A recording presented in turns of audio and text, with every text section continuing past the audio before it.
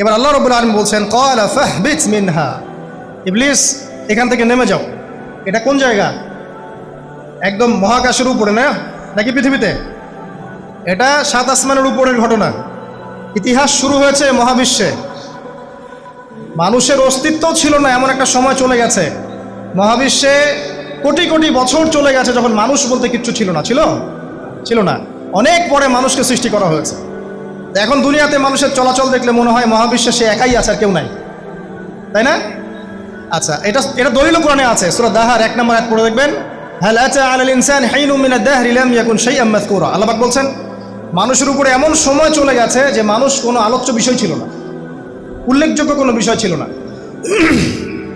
তো সভ্যতার শুরুর ঘটনা হচ্ছে এটা, মানে মানব সভ্যতার একদম শুরুর শেকড়ের ঘটনা হচ্ছে এটা। একদম শুরুর চেতনা, শুরুর সংস্কৃতি শুরু হচ্ছে।